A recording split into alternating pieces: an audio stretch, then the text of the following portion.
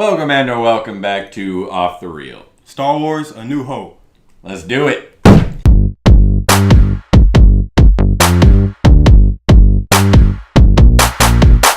Okay, we gather here today to celebrate May the 4th and Revenge of the 5th by watching the first in a great series of movies.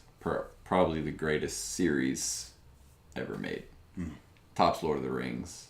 Easily. In my opinion. Yeah. Tops Harry Potter. Maybe narrowly for some people, but Star Wars is the king. Harry Potter, had a good run.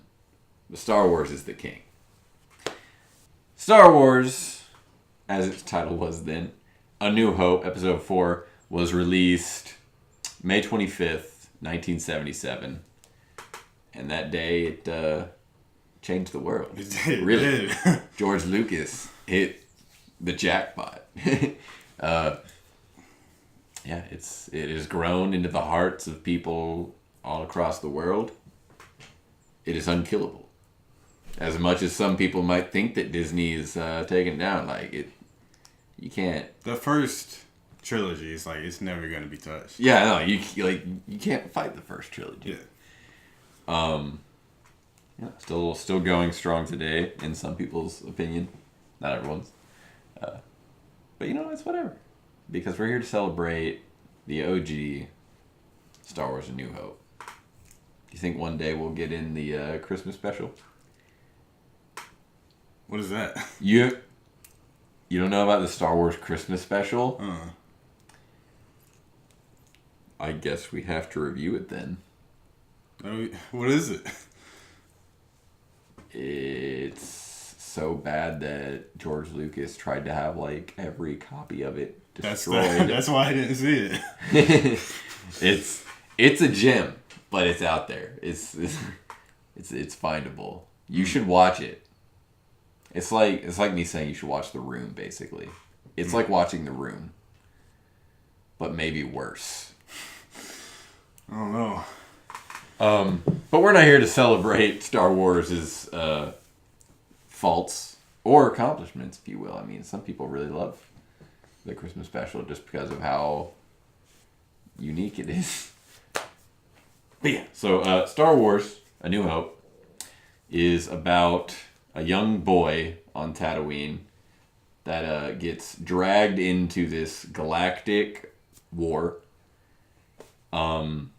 between the Empire, who basically owns the galaxy, took it over years ago, and the Rebels. The Rebels. Yeah.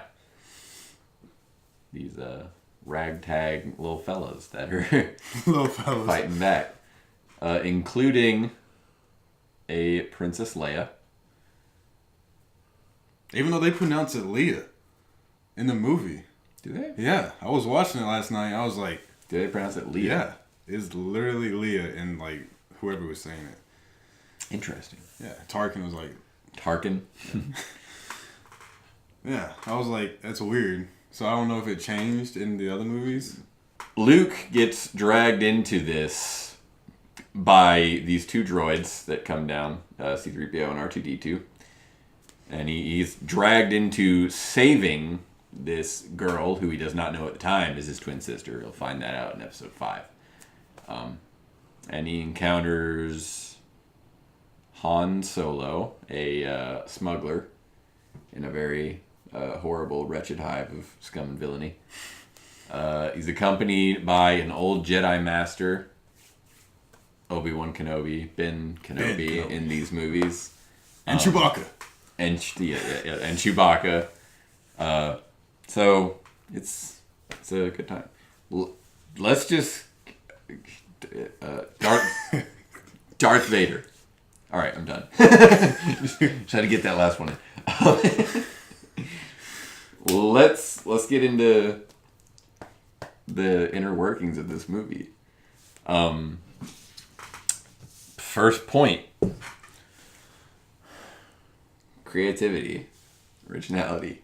Definitely. I mean, look what it started. Yeah, nothing's like it, really. George Lucas nailed it. Yeah. I don't think that sci-fi was too big. Was it? I think Star Trek already came out, but like Had it? I think. Yes, there's Star Trek.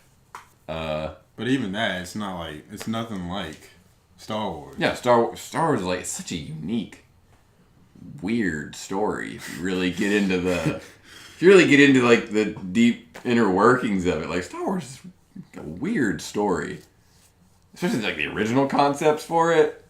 Han Solo was like, he wasn't human. I don't believe. Was he? I don't believe he was. No.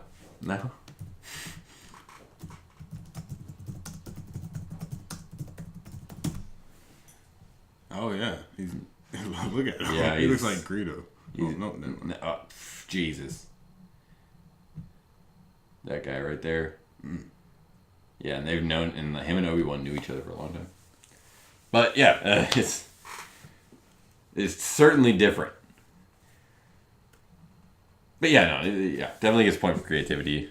Just you can see it in how it spawned all that.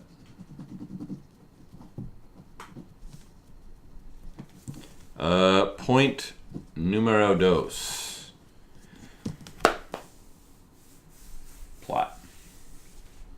That's a good point, right? Yeah. Yeah, so plot. I don't think I'm gonna. I was struggling with this one. It's like a good plot. It's a unique plot, but like. But does it stand out, really? Is it like. I think maybe. Because it's. Empire Strikes Back would kind of be a strong plot. Yeah. But as far as plot goes, I think it's a very character-driven movie. Yeah. Because nothing really happens. If you think about it, like if you're watching, they destroy the Death Star. Yeah, but like that doesn't happen until about 20 minutes before the movie ends. Most of the plot, is just kind of dull.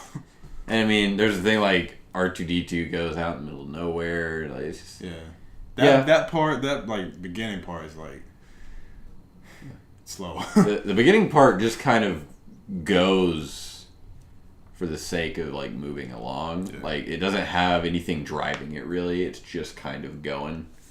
So yeah, I don't think I'll give it the point for plot either. Yeah, and you know I was thinking about that. Like I'm one of the biggest Star Wars fans there is. I'm all about this series, which I mean all of my friends know. But I mean these movies, most of them are probably not going to get a 10 out of 10. Yeah. If we're being fair, like they're amazing movies, but based on our system, like even with our added points at the end, if we decide to give them to them, like I don't think maybe one or two of them will land a 10 out of 10. I can see Empire Strikes. Yeah, like Empire, or let's see, 3 wouldn't. No, I don't think any of the prequels. From a certain point of view. So no point for plot. Yeah, none of the prequels would. 3 would. I think 3 could be pretty high. It would be high, but there will be. Empire Strikes Back has the best chance of, I think, being a 10 out of 10. Well, it's the fan favorite. Yeah. All right, so move on to characters. That's an easy point. Said earlier, like it's a plot. It's a character-driven movie. Like Han Solo. He's great. Guys want to be Han Solo. Like guys have always been pretending that they're Han Solo, this rugged, like on the edge. You got swag. Yeah. I'm not as big a Han Solo fan as other people, but it's obvious why everyone loves Han Solo. They like to see that kind of renegade, only obeys his own rules kind of guy. Just the character's chemistry and just in this movie and pretty much in the trilogy. Like Chewbacca. Yeah. Chewbacca's a great character. He doesn't say anything. He doesn't even say anything. He's a great character. Yeah. Same thing with R2-D2. Like it's weird because like you almost feel like you can understand Chewbacca in a way. Same thing with R2-D2. Yeah, like you feel like you can understand him just because of how much character just emanates off of them. Yeah. And then Leia.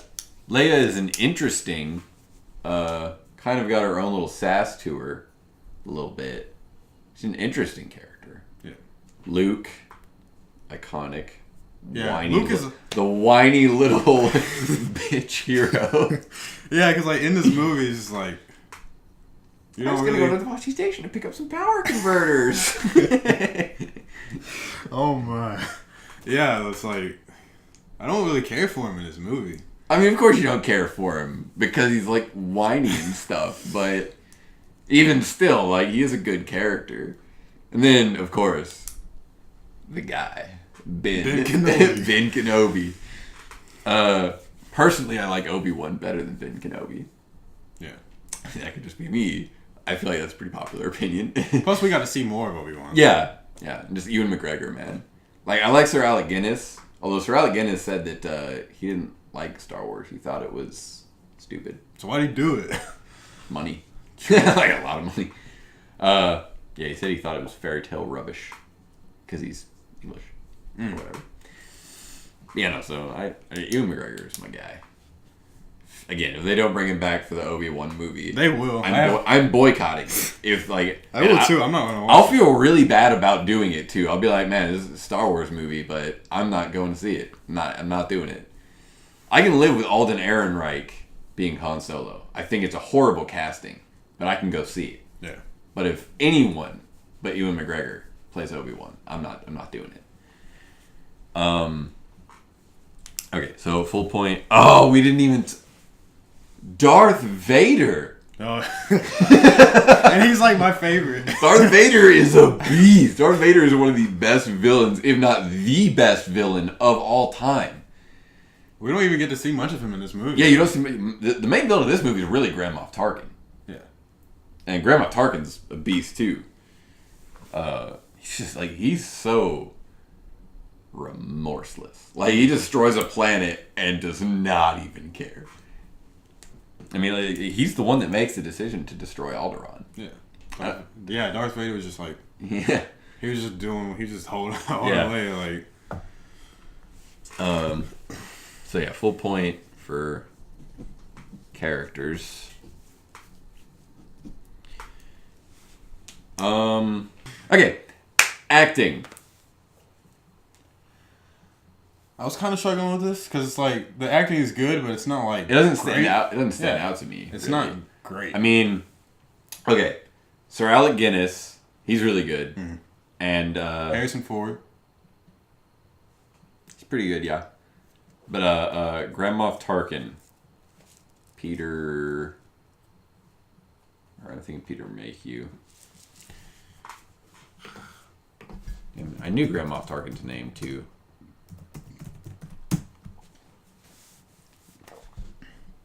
Peter Cushing. Peter Cushing, like he was awesome. You may fire when ready. It's another one. Yeah. Yeah, he's like they were awesome. And then of course, I mean Luke and Leia, they were good. Oh, they stood out. they're not. Yeah, it's not great. And the voice act, like the dubbing for Darth Vader by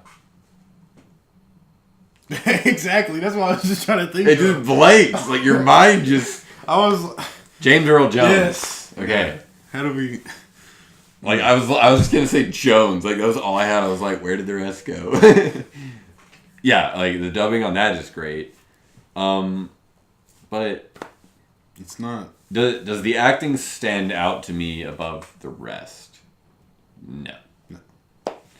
So no point for acting. Yeah, there are times when these movies are gonna take hits, but it's like the other things that just make up for it. Moving on, dialogue. Definitely. That's like the whole characters I mean, goes with dialogue. It's iconic. Yeah. Like so many things about these movies. The reason they've lasted is because like just the music and the dialogue. Like it's iconic. Like you can't not have it stuck in your head just for all time. There's so many quotable things. Help It's me, like, Obi-Wan Kenobi. You're my only hope. Yeah. There's so many things I mean, you can say. That's To be fair, what do you start with? due to the rise of meme culture, the prequels have more than the originals do. Yeah. But even still, like, as far as just simply iconic lines goes, like, I find your lack of faith disturbing. Yes! Such a good one. And then Wretched Hive of Scum and Villainy. What else is there? Somebody get this walking carpet out of my way. Yeah, someone move this walking carpet. There's just so many. I actually want to look some of them up.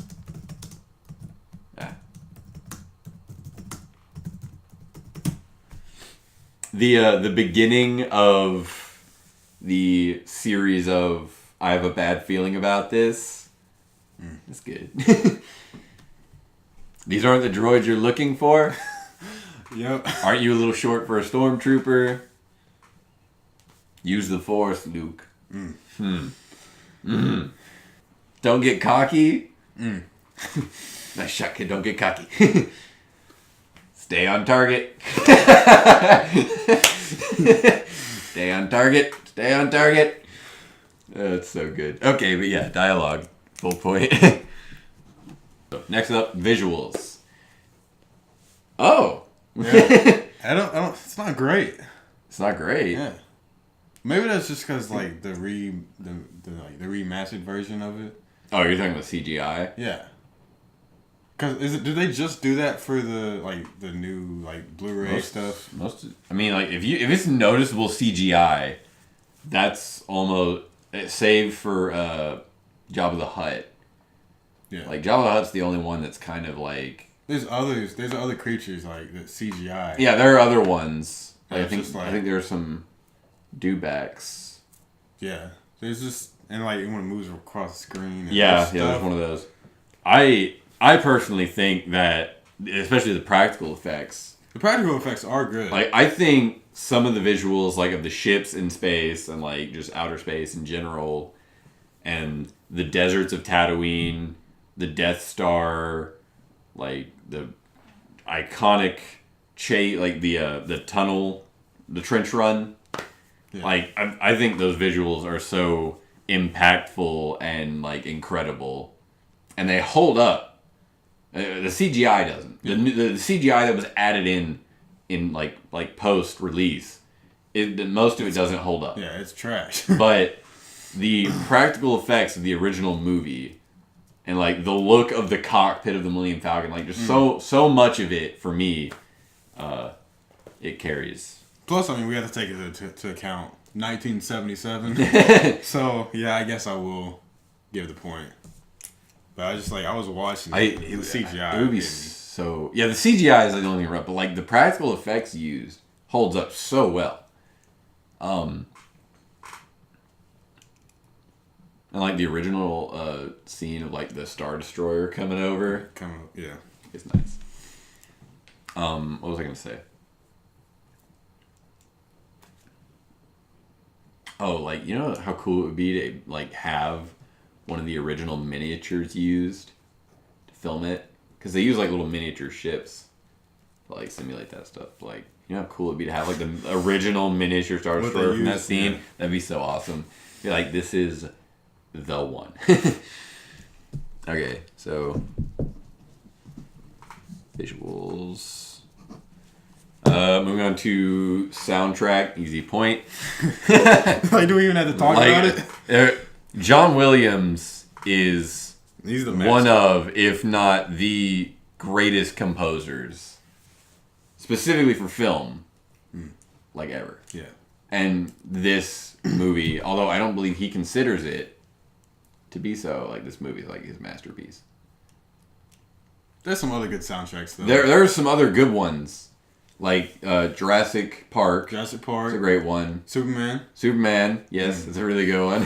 I love that. E.T. is good. Close Encounters.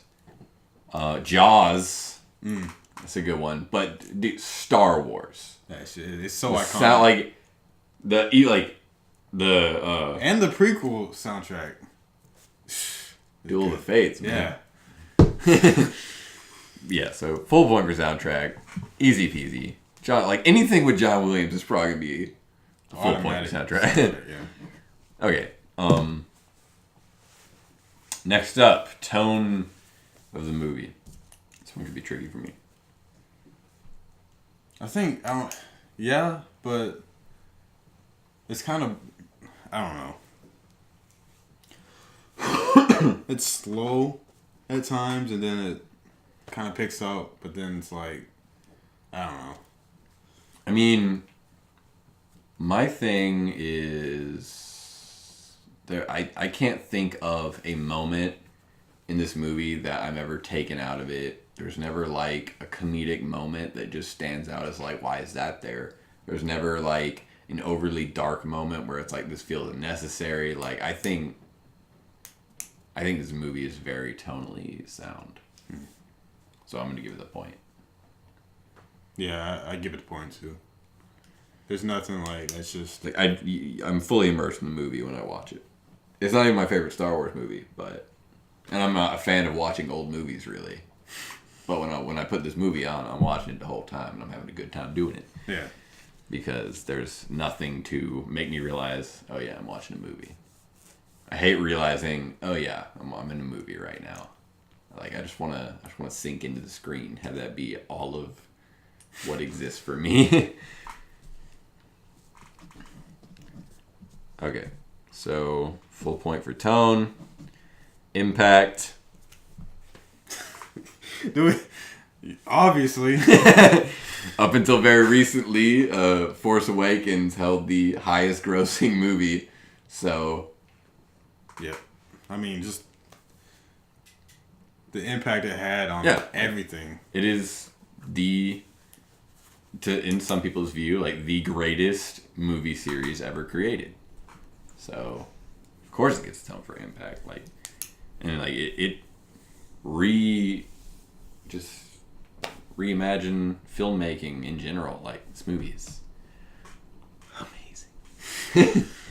Yeah, it destroyed it. And like, people thought it would be a failure. George Lucas thought it would be a failure. No, it was not. But like, it destroyed. Like, it took the world by storm. Full point for impact. No question about that one. All right, and finally, our opinion point. Did we like the movie more than usual?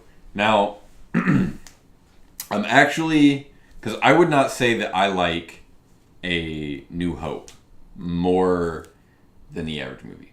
But because it is a Star Wars movie specifically, that's what makes it. It just boosts it to another level. Like, if you ask me my favorite movie, I'm not going to say a Star Wars movie.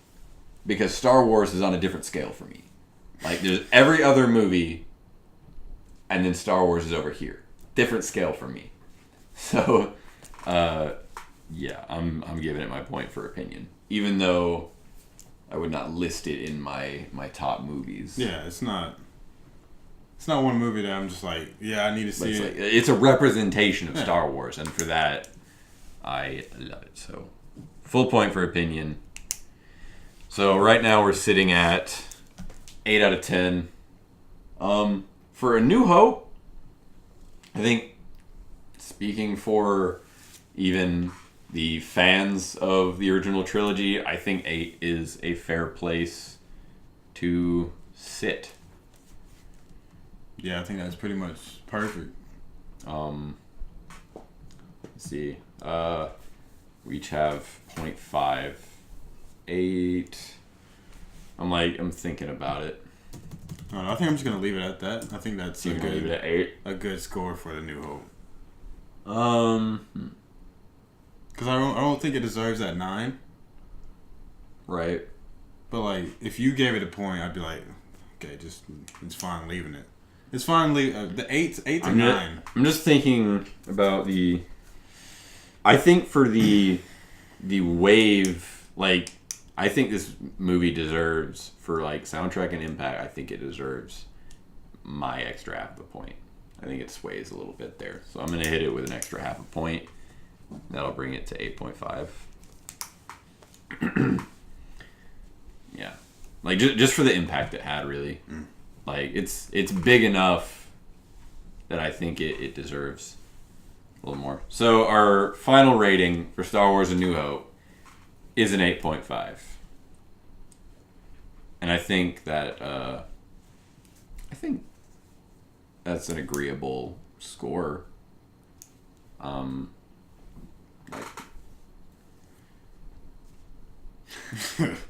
I like obviously Empire Strikes Back would probably be Oh yeah, it's definitely higher than that. Return of the Jedi, depending on who you ask.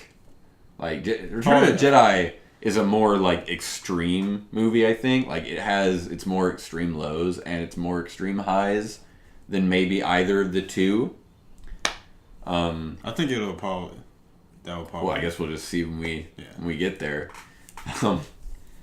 Yeah, so that's our final official rating for A New Hope. It's an 8.5. Yeah.